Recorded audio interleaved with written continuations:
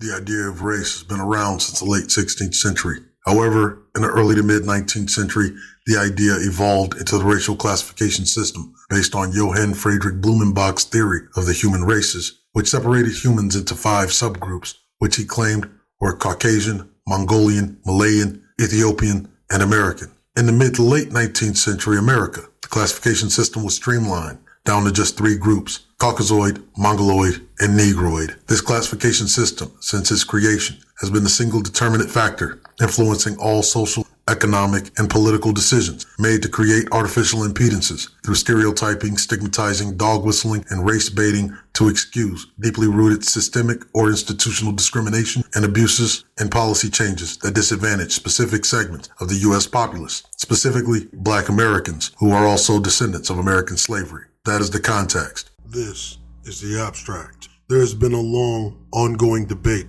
in the halls of legislature between whether the world, or in particular, the United States, the current world leader, should move towards socialism or maintain on the current path, the economic pattern of capitalism. While both patterns have their pros and cons, in America these philosophies have come to be situated opposite one another, with socialism on the left and capitalism on the right. And that's not by mistake, considering socialism was originally synonymous with nationalism and democracy, while capitalism was originally synonymous with mercantilism and free enterprise. The only difference between these two economic models is who owns the means of production and distribution.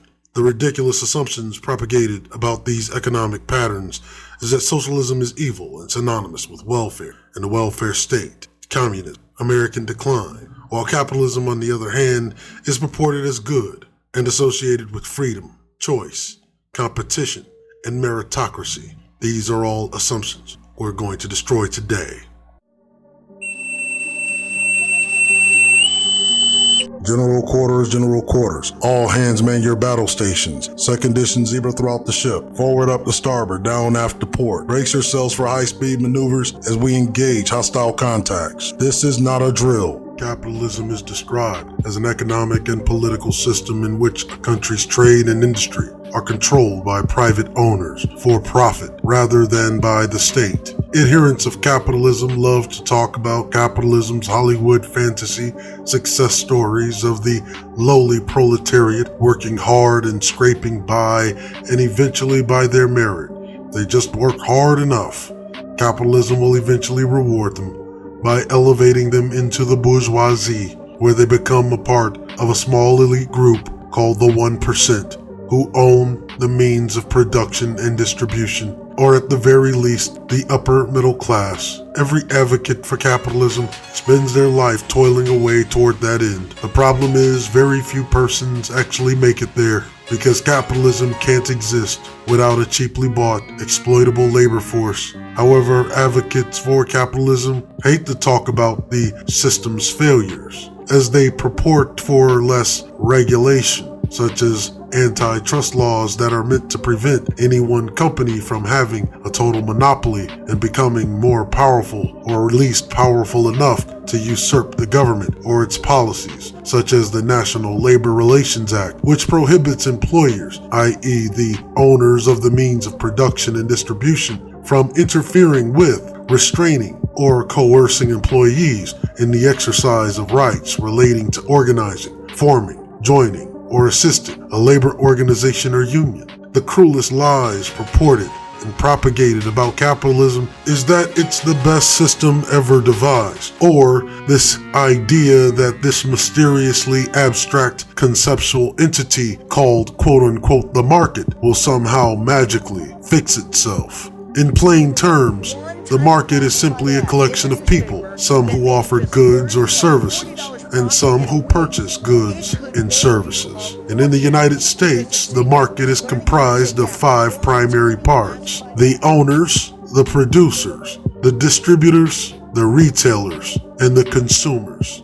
Another lie propagated about capitalism is this market determines the cost of goods and services, it implies that it's the consumer who really chooses the cost of goods and services. This is inherently false and deceptive. It is in fact the owners of the means of production and distribution that determine the cost of goods and services, not the market, but the market owners. The consumer has no decision-making capacity in the determining of cost of goods and services. The consumer, however, does have several proletariat powers to influence said cost of goods and services and distribution of the wealth, resources, and opportunities. One of those being the boycott, which encourages consumers not to buy products or services from specific owners, employers, corporations, whichever moniker you choose. Another proletariat power is that of the strike. Because labor is a service and also an employee, just another word for producer, the strike encourages the proletariat, i.e. the employee or producer, to stop working for a specific employer, i.e. owner of the means of production and distribution. And when the work halts, it inhibits the owner's ability to generate profit.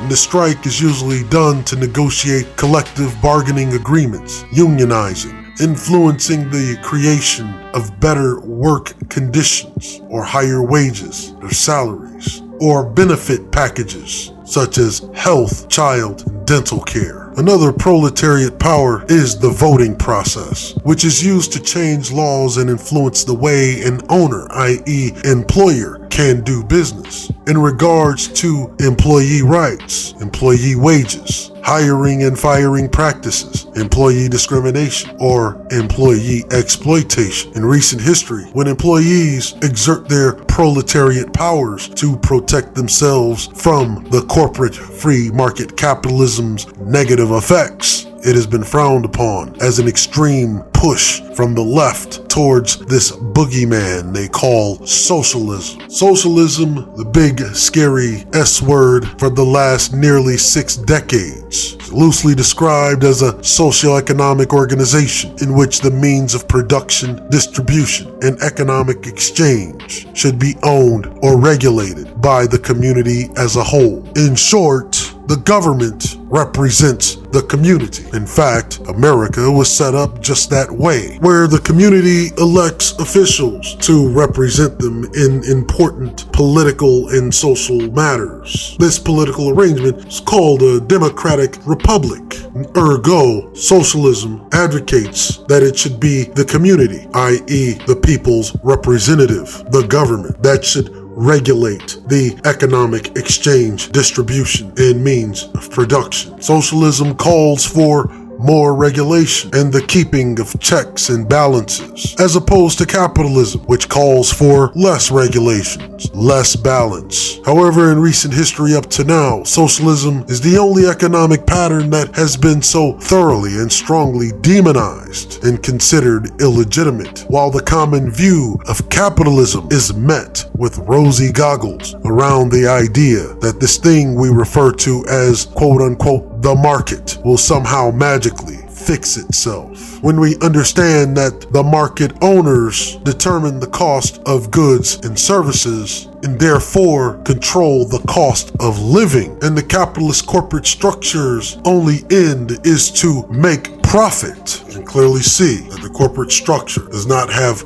people in mind. Employees want more pay, want more rights, want more control over their own economic reality, better working conditions, more protections, more guarantees, and access to services such as health or dental care. It's demonized as this ghastly socialist push from the left to the free market capitalist, i.e. the owners of the means of production, distribution, the captains of industry. You have no right to demand these things. You're a lowly employee suffering from entitlement issues, even if it is the employees that are the producers, not the owners. The owners, on the other hand, are the biggest recipient of these socialist benefits, whether they be immigration, corporate tax cuts, guaranteed loans, grants, and government contracts, and when everything fails and goes south, bailout. wants. For instance, immigration imports cheap labor, and this suppresses wages. Why does this happen? Because using the economic model of supply and demand, when you have a surplus of supply and a low demand, supposedly the cost of supply is lowered. And when you have a low supply with a high demand, that supply becomes more expensive. Well, conversely, the same thing is true of labor. When you have more jobs than you have workers, the cost of labor is high. Transversely, when you have more workers than jobs, it suppresses the wages. And it's no surprise why. Capitalism's bottom line begins and ends at cheap labor, all for the ability to maximize profit. People have a foolish tendency to assume immigration is a capitalistic endeavor. And in fact, in American culture, we have a tendency to very harshly criticize and demonize immigrants. However, immigration is purely socialistic.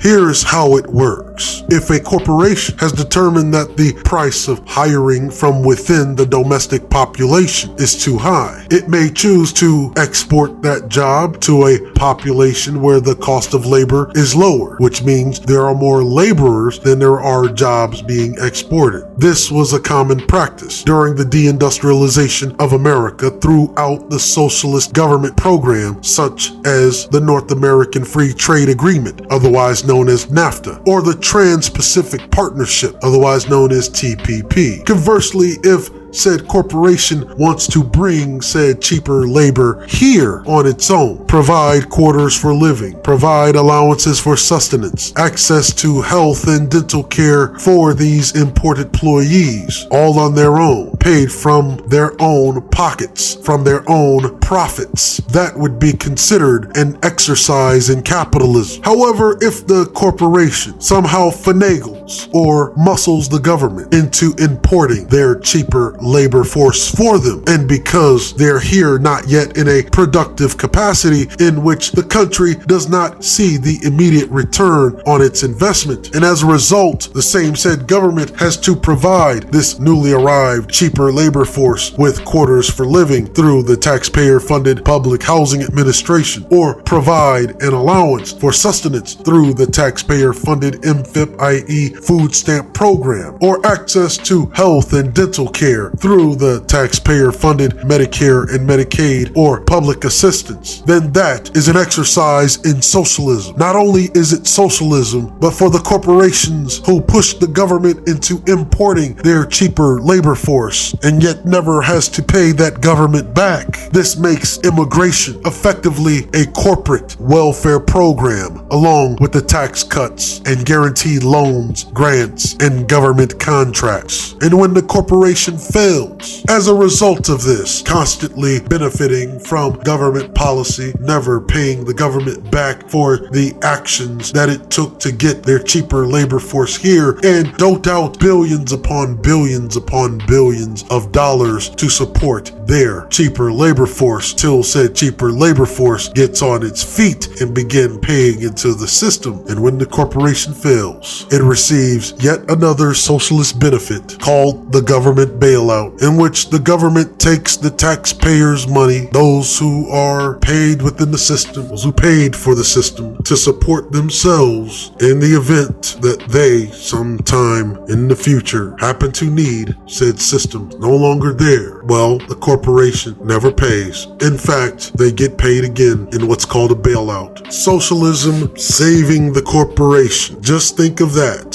for a national news headline. There is a reason why you've never seen it. If capitalism was the greatest system ever devised, why does a free market capitalist corporation need the government to rescue it from complete collapse? Why does the government allow the corporation to fleece it for handouts? Why does the corporation beg for the free lunch when trouble is afoot? If they were truly free market capitalists, they would indeed pull themselves up by their own corporate bootstraps, not lean on the government, which means leaning on the taxpayer, which also means leaning on the employees who they try to trick or or coerce out of protecting themselves from corporate exploitation. The biggest lie ever told is that big government is bad for business, profit, revenue, etc., etc. If the government was such an enemy of profit, business, what do you think would happen when the corporation becomes the government? Considering the corporation over and over and over and over and over again has proven that it is incapable of doing what the government can do. It is, after all, big government that continues to save the corporation's asses when they're in deep trouble, usually stemming from their own poor decisions and unchecked corruption. In closing, the reality is this long ongoing debate between capitalism and socialism will be around for a long time, as the truth is modern society requires a healthy balance between both capitalism and socialism. Capitalism, while great at generating revenue, capitalism alone is a snake eating its own tail toward an eventual uncontrollable financial collapse or an unstoppable train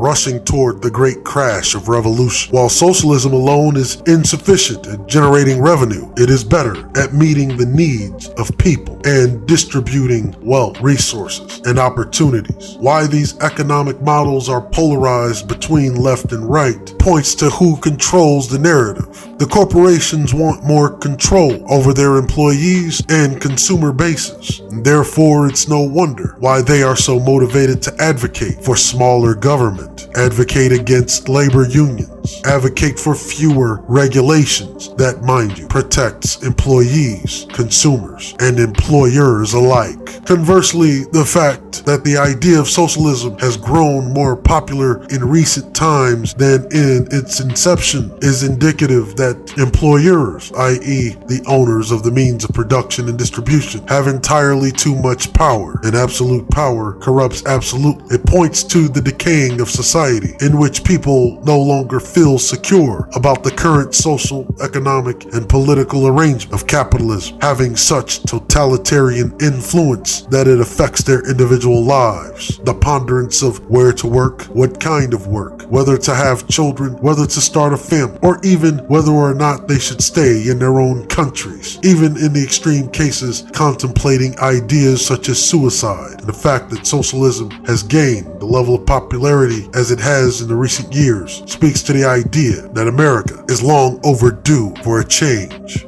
Hostiles neutralized. Continue on normal course. Stand down, general quarters. Commence with ship's normal operations. Like, share, comment, subscribe, and be great. And stand by for further instructions.